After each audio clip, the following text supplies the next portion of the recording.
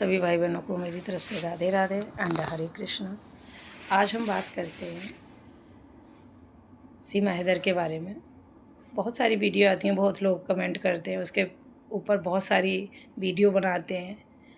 कुछ व्यू कमाने के लिए बनाते हैं उसकी वीडियो, कुछ आवाज़ उठाते कि यहाँ से चली जाए।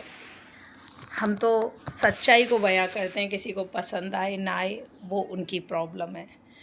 हम तो जो देख रहे हैं इसकी वीडियो के माध्यम से और जो सुन रहे हैं उसी को कह रहे हैं, क्योंकि अच्छा नहीं लगता है देखते हुए। और हमारी वीडियो को ज़्यादा से ज़्यादा लाइक और शेयर करो ताकि हम सच्चाई को बोल सके। अगर कोई समझ लेगा तो बहुत अच्छी बात है, नहीं समझेगा तो उसकी अपनी प्रॉब्लम है। सीमा हैदर आपको किस एंगल से लगती है कि एक लाचार महिला है या अच्छी महिला है?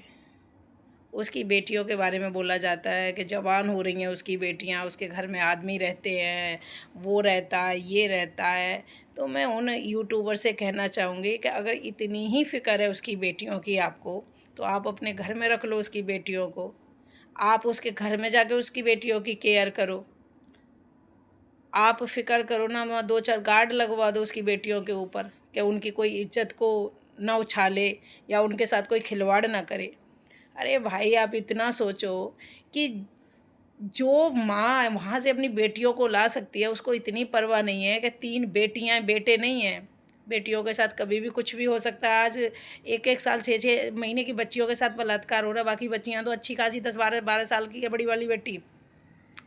तो आप ये सोचो कि जैसी माँ है वैसी बेटियाँ नहीं निकलेंगी। वो किसको देख रही हैं? उसे संस्कार कहाँ से मिल रहे हैं? माँ से मिल रहे हैं। माँ को जब वो वो लपुआ से, वह बेगैरत इंसान से, वह काले कलूटे से, वो किसी मतलब का नहीं है, मुझे तो कहने में भी बुरा लगता है, उसके साथ वो इतनी अय्याशी उन लड़कियों के सामने करती है, तो क्या वो लड़कियों पर फ़र्क नहीं पड़ रहा? आप सोचो। उस माँ को अच्छी माँ होती तो उसको कभी भी अपनी बेटियों के सामने ऐसी वीडियो ना बनाती, ऐसी हरकतें नहीं करती, वो गिरी हुई घटिया हरकतें। अपने इतना बड़ा बेटा है, बेटा कभी भी आपने किसी वीडियो में देखा होगा, उस बेटे को कभी मुस्कुराते देखा है आपने? ज़बरदस्ती कहती है उससे, राज मीना, फलाना मीना, ये मीना, बेटा ये करो, पापा कहाँ हैं? ये ज़बरदस्ती कहलवाती है। वो लड़का कहना नहीं चाहता, ना बड़ी वाली बेटी कहना चाहती है, मगर कहलवाती है ये। वो अलग ही इसका दिखावा दिखता है। तो आप ये सोचो कि अगर वो माँ कुछ नहीं होगी, वो अपने को कह दिया कि मैं 2002 में पैदा हुई थी, पता नहीं ऐसा ही कुछ बोल दिया। आप सोचो ये इतनी छोटी है, किसी की आँखें क्या बिल्कुल ही कमज़ोर हैं, इसकी उम्र को नहीं देख पाती हैं। कम से कम एज है इसकी तो 46-47 साल एज है इस औरत की। आप इसके मेकअप को, फ़िल्टर को हटा के फिर देखो कि इसका चेहरा देखने लायक नहीं होता है। इतना घटिया चेहरा है इस औरत का। क्योंकि मुसलमानों में तो वैसे भी मेकअप सेकअप ज़्यादा करती हैं ना, तो इसने बहुत, और फिर ये तो अय्यास रही है, तो ये तो ज़्यादातर उसमें रही है, बार-बार में जाती रही है, तो इसने बहुत मेकअप किया, तो इसका चेहरा पहले ही ख़राब हो चुका है। तो आप ये सोचो कि जब इसकी कमाई बंद हो जाएगी, अभी तो इसकी जब चल रही है, जवानी फूट रही है इसमें, जो जो कहती है ना कि मेरे में जवान हूँ, मैं जवान हूँ, वो हो रही है। तो उसके बाद जब ये ढल जाएगी तो इसके पीछे भी तो कोई होना चाहिए ना कमाई का ज़रिया। तो इसीलिए बेटियों को तैयार नहीं करेगी तो क्या बाहर वालों को करेगी वो? ये लोगों को समझ नहीं आती है। उसकी बेटियों के बारे में इतना कुछ बोल दें, सेफ़ पहुंच जाएँ वहाँ, क्या सेफ़ पहुंचेगी? वो यहाँ भी सेफ़ नहीं है, वो वहाँ भी सेफ़ नहीं है। आप ये सोचो कि क्या बाप उनकी केयर कर सकता है? और वो क्या अय्याश बाप कम है? जिस बाप ने पहली बीवी छोड़ दी, उसके 2 बच्चे छोड़ दिए, उसकी जवान लड़की हो रही है, लड़का है, वो छोड़ दिया उसने, इनको सँभालेगा वो? वो या तो उसने कर ली होगी या नहीं होगा तो और कर लेगा। इन लड़कियों को रख रहा है, फिर वो वहाँ पाकिस्तान चली जाएँगी, वहाँ से उनकी वो आएगी कि भई वो लड़कियाँ बड़ी परेशान हैं, फिर वहाँ से तुम ले आना। मेरे को तो ये समझ नहीं आई, ये कहीं भी लड़कियाँ सुरक्षित नहीं हैं। ना बाप के साथ सुरक्षित हैं बच्चे और ना ही ये माँ के साथ सुरक्षित हैं। क्योंकि माँ इनकी बहुत घटिया गिरी हुई औरत है। जो इतना हरकतें करती है गलत-गलत, ऐसे-ऐसे कपड़े पहन के उन बच्चों के सामने घूम रही है, खा रही है, रोज़ होटलों में अय्याशी कर रही है। वो सोचो वो माँ कैसे अच्छी हो सकती है। बहुत गिरी हुई घटिया औरत है वो। उस लड़के को किसी एंगल से कह सकते हो आप कि ये पढ़ा लिखा लड़का है या कुछ अच्छा लड़का है या क्या है। उसने क्यों चूज़ किया है? क्योंकि उसको पता है वो बहुत शातिर औरत है कि यही मेरे उस पर सही चल सकता है इशारों पर। मैं जो भी काम करने आई हूँ, जो भी करूँगी तो यही मेरी उँगली पर नाच सकता है, इशारों पर नाच सकता है, और कोई नहीं है इतना गिरा हुआ। इसकी फैमिली कितनी गिरी और गंदी फैमिली है इस लड़के की कि इस औरत का साथ दे रही है। मैं तो इनको अच्छा तब कहती कि ये कहते कि भाई 4 बच्चे लेके पाकिस्तान चली जा, जिसके बच्चे हैं, यहाँ मत रह तू। यहाँ रहने का कोई अधिकार नहीं, तूने हमारे बच्चे को, छोटे से को, हमारे बच्चे को एक औरत बना दिया। हर समय सीमा जी हिलाता है वो लड़का, हर समय इसके आगे पीछे नाचता है। अगर दोपहरी में भी थका हारा आ रहा है, तुरंत भेज देती है उसे कहीं भी, और वो चला जाता है। वो ना भी नहीं करता, कर भी रहा होगा तो उसे आंखें निकाल के उसको चुप कर देगी।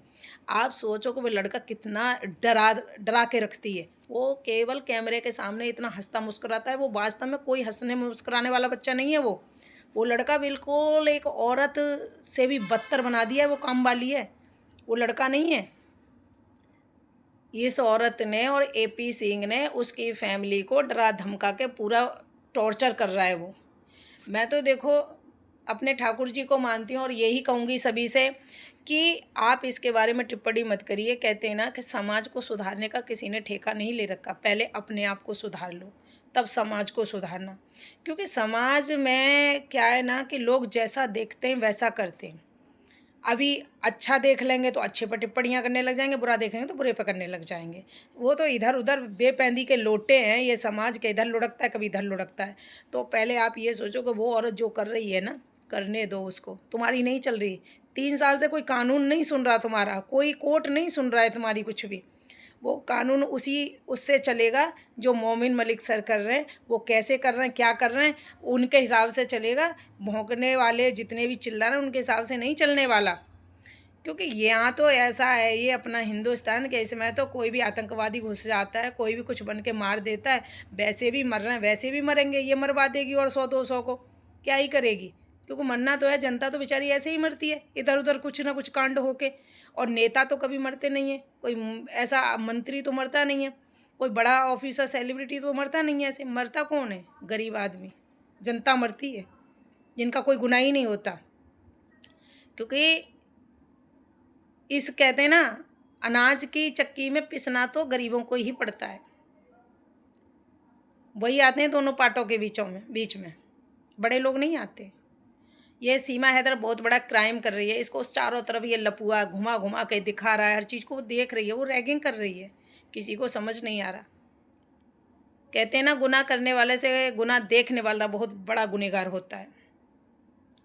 सब लोग जो इस पर एक कमेंट भी कर रहा है ना, कर भी रहा है, नहीं सोच भी रहा है इसके बारे में कि ये बहुत अच्छी है, तो सोचो तुम उससे भी बड़े गुनहगार हो। तुम्हारी डायरी भी नोट हो रही है, चिंता मत करो। उतनी ही सज़ा इसे मिलेगी ना, उससे डबल सज़ा आपको मिलेगी। इसीलिए सच का साथ दो, गलत का साथ मत दो। क्राइम करने आई है, वो कर रही है, गलत कर रही है, अपने बच्चों के साथ कर रही है, ये सबसे बड़ा क्राइम है। क्योंकि उसके बच्चे देखते हुए भी कुछ नहीं कर सकते हैं। देख रहा है उसका लड़का, सब समझता है। अपनी माँ को इतना नहीं बोल सकता, माँ एक इतने छोटे लड़के से जिसका कोई बैकग्राउंड नहीं हो, तू उसको है ना हमारा पापा बना रही है। कहाँ से हैदर से और कहाँ तूने हम मीना कर दिए, वो कुछ नहीं कह सकते।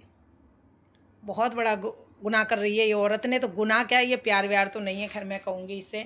और देवी देवताओं की इज्जत को उछाल रही है, सनातन धर्म में आके कंठी पहन लेती है, कभी कुछ करती है, कभी पूरा श्रृंगार कर लेती है, कभी बिल्कुल नहीं करती है। ये केवल मजाक बना रही है अपने हिंदुस्तान में आके सनातन धर्म के साथ। और देखो, हिंदू मुसलमान सब भाई भाई हैं, कोई अलग नहीं है, सारे बहुत अच्छे हैं।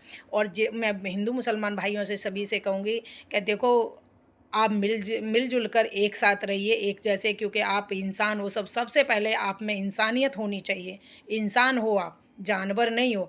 तो किसी के साथ लड़ाई झगड़ा आप सोच समझ के करो। ऐसे मत करो कि नहीं हिंदू मिला तो वहाँ मार दिया, मुसलमान मिला तो वहाँ मार दिया। नहीं, नहीं होना चाहिए। बाहर की लड़ाई अपने देश में क्यों ला रहे हो? सभी तो इंसान हो आप। बैर किससे कर रहे हो? आपस में ही बैर करके एक दुश्मन बने जा रहे हो। कोई बुरा नहीं है। अगर आप देखो, भगवान के यहाँ से चलकर आए हो आप, भगवान ने पैदा किया, आपको इंसान बनाया था उसने। जात पात उसने नहीं बनाई, जात पात तो तुम लोगों ने, हम लोगों ने बना ली यहाँ आकर। तो इसीलिए आप सोचो कि जब हम यहाँ से जाएंगे भी ना, तो हिंदू तो जला दिया जाएगा और मुसलमान को दफना दिया जाएगा। वहाँ तुम्हारे साथ ना कोई हिंदू खड़ा होगा, ना मुसलमान तुम्हारे पास होगा, तुम अकेले ही होगे उस कब्र में। तो आप ये सोचो हम बैर किससे लेके जा रहे हैं, क्यों कर रहे हैं हम किसी से बैर। सब एकजुट एक साथ मिलकर एक थाली में खाओ, रहो एक साथ, जिसका जैसा भोजन है जैसा भी है करो। मगर एक बात लास्ट में सबसे यही कहूँगी कि बेजुबानों की हत्याएं मत करो। भगवान ने आपके लिए बहुत सारी चीज़ें बनाई हैं खाने के लिए, उससे आपका पेट भर सकता है, क्योंकि यहाँ इंसान पेट भरने के लिए आया है, ना कि किसी को सज़ा देने के लिए और किसी को बेजुबान को सताने के लिए। बस यही तुम सबसे बड़ा अपना यहाँ पर योगदान दे सकते हो कि किसी को न सताओ और हंसते हंसते इस धरती से परमात्मा के साथ उसके चरणों में विलीन हो जाओ। राधे राधे।